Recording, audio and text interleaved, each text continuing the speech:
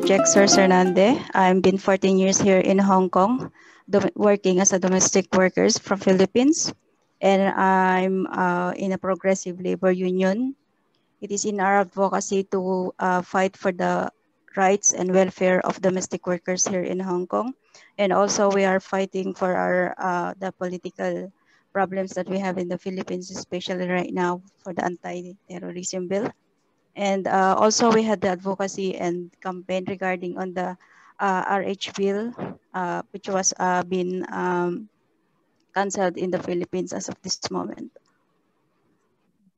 Hello, my name is Fish, easy name Fish Ip. I'm the regional coordinator for Asia region for the IDWF, International Domestic Workers Federation. Our federation mainly organize domestic workers so that they can come into collective strength and power. They can have their strong organizations to fight for their rights, to get domestic workers recognized so that we face no more abuses and exploitation. We should be treated the same as the other workers. Just for our to give more context to our viewers, if you can share a bit about the movement that you're talking about and how it started, and also like what really triggered it, like how did you feel, what were the kind of challenges that domestic workers were facing? Share about your journey. Yeah, Jack can share on that. Yeah. Yes, since I have started joining the labor union, we really started fighting for discrimination, and we are also fighting for the welfare of domestic workers, especially with our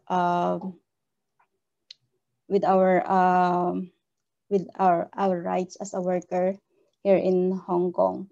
The first thing that we are fighting here is really the illegal collection of agency fees, and we had also fight the human trafficking, which is very common to us from Philippines coming here in Hong Kong, going to China.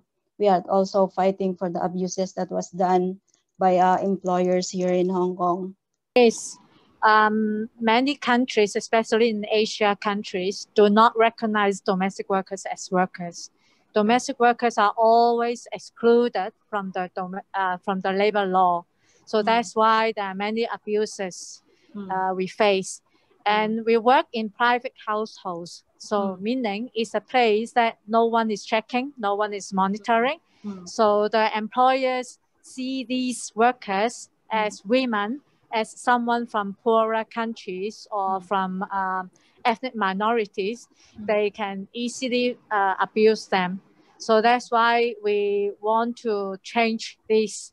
We want to change the society so that the society, the governments can recognize women's work, can recognize domestic workers' work as real work, and they have value.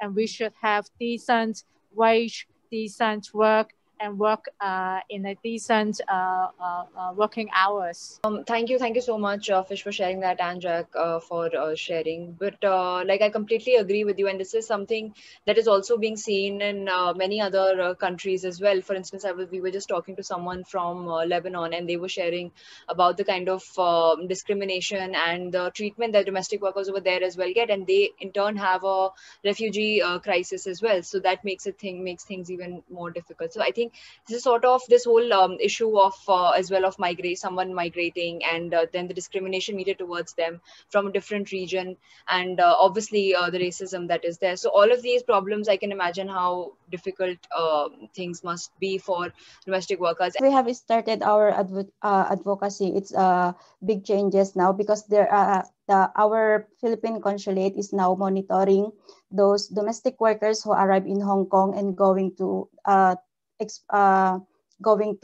work in China, which is a human trafficking. And for now, that is the one changes that we have seen since we have give them this problem which we have encountered. Secondly, of course, the illegal collection of agency fees, which is now the maximum penalty has been increased, and the penalty has been increased. And absolutely, we had also some agency who had been closed for the abuse of collection of agency fees. And we had seen also the changes it regards in the through communicating for some employers, it really changed their looks to the domestic workers.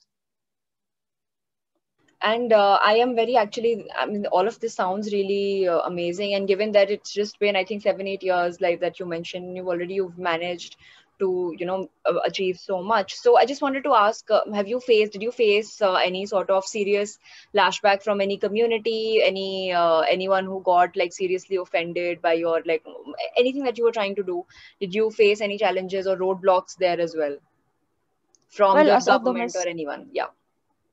well, here in Hong Kong for 14 years, I really experienced the bad discrimination that I have, because I experienced, since I am a single, I have experienced to be forced to have been injected with contraceptive before I go back to Philippines for my annual leave, where in fact they have known that I am a single and it is my right supposedly to resist having an injection because I am not married and I am single.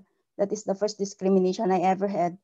And secondly, for this time of COVID, I really experienced to be discriminated because some Filipinos had positive here, and then they have disregards me in the agency when I have said that I am a Filipino. So much, Ek, for doing the work that you do and for speaking up and for fighting for so many women who must be, going through the same or even worse treatments. So, in Yes. fact, what you mentioned about since you brought up contraceptives, I just wanted to jump into my next question, which is a bit about how, in terms of looking at sexual and reproductive health and rights, how is that? Is there a lot of awareness that the work is being done amongst with the domestic workers, or is there any support from the? And if you can share a bit more about like the contraceptive injection that you were talking about. I mean, it sounds very like bizarre. So Yes. how is this normal? How is this something that is normally practiced? So yeah. Uh, since I'd been here in Hong Kong, that is one problem that we had encountering, not only me, but for the Filipino domestic workers, or maybe some domestic workers who go back to their country. Employers really had an agreement that before they leave Hong Kong, they must not get pregnant. That's why they ask us to have an injection or take tablets for, I think that is a contraceptives before we go back And home. they would this would be with your consent, or they would, most of them would just do it without your consent as well. Like you can, I mean, I'm sure that workers would not have the right to, like they cannot really resist.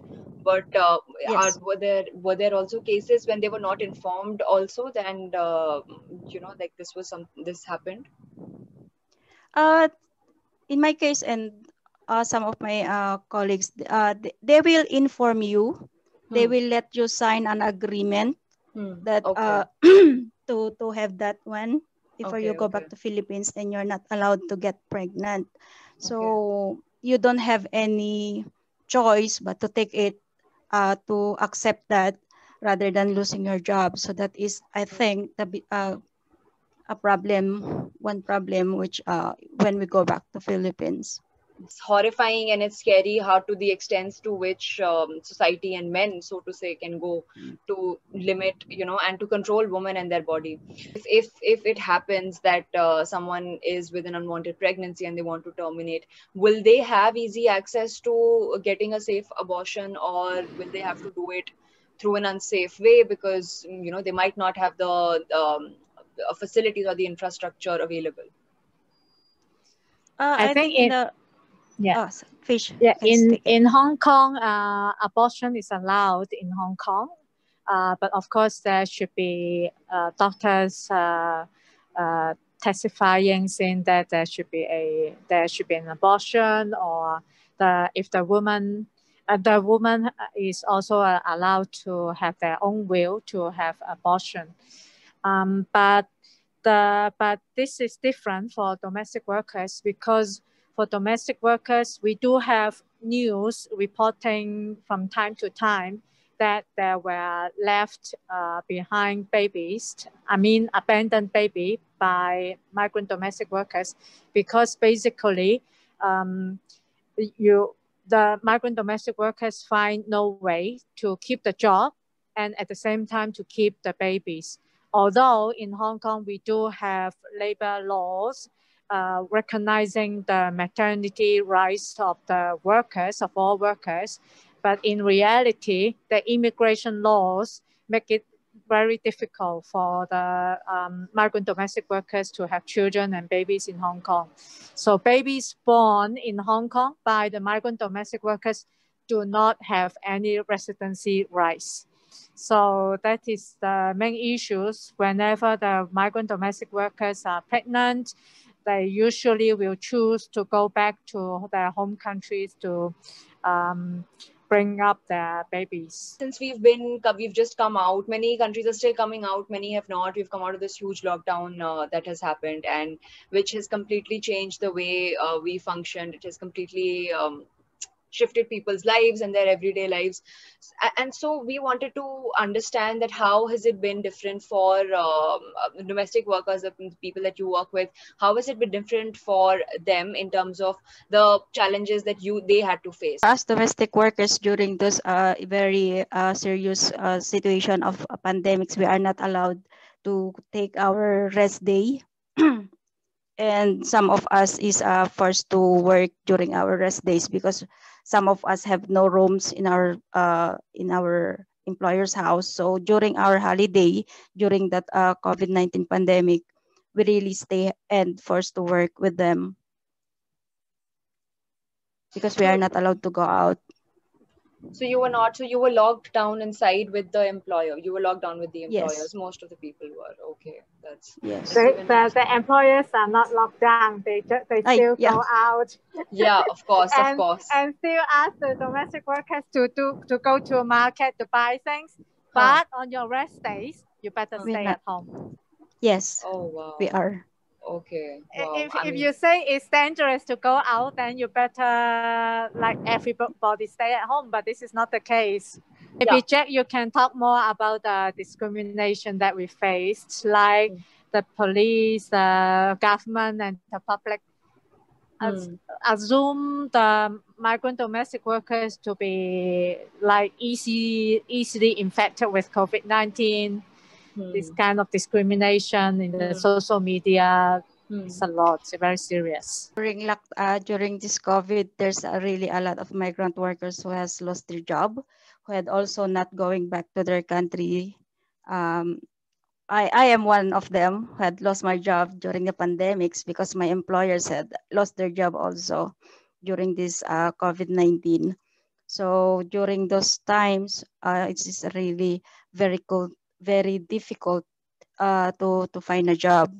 And luckily, I had find another job, but of course, I was not with my family because supposedly I will be going back home last June, but I didn't go back because of the lockdown in our country too. So that is already my 4 years not seeing my family. That is really maybe the thing I could consider because of this COVID. Discrimination that we face, for example, that we have a case, Jack's Union have also members who was dismissed by the employer, and then she has to go back to the Philippines. In Manila, she has to quarantine for 14 days.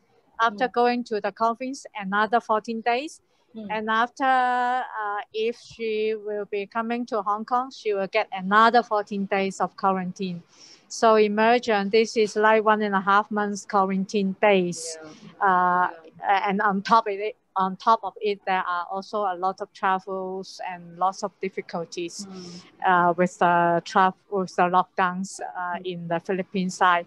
And then we have one member who, because she has already got a job when she is before she went back to the Philippines, so she is already on the process managing the placement procedure. The Hong Kong governments require the workers before departure, 72 hours before the departure, coming back to Hong Kong, she has to have the test of COVID-19. So, of course, after she come back, she also have to have another test. But before departure in the Philippines side, she also has to have a COVID-19 test. But then the agency at the end get the negative and also positive result. But at the end, the health institute said she is negative on the COVID-19 test. But the employer just immediately dismissed her. So she has lost all the income, and she has already lost 2 months of income. She cannot support her daughters who is going for the examinations. So she's kind of really broken down. So nowadays employers are very sensitive.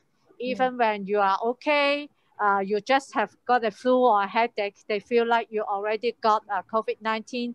They throw your luggage away and dismiss you. We do have these kind of cases. Although in Hong Kong, actually, we have disability discrimination ordinance, which the other Asian countries don't have. So employers who dismiss you like this based on imputed discrimination, assuming that you are infected with COVID-19, this is actually illegal. But unfortunately, most of the workers and employers don't know about that. And the government also don't promote about this to aware the public and aware the workers about this law. It's like many of the laws, so to say, they say that they exist for people, but then it is not implemented properly, or there is not enough awareness about it for people to know, or to make use of it anyway. So yeah, I mean, all of the stories that you are sharing, all of it is just so disheartening to even listen to, and thinking about that, that you had to experience, that domestic workers and other people had to experience it. So much solidarity to you and the work that you're doing. And I just want to come to, because you had mentioned in the mail that we had exchanged, you had mentioned about talking about a bit about child custody, and that was something that you wanted to discuss. Because most domestic workers who had been, especially women from Philippines, is this kind of facing the right child custody.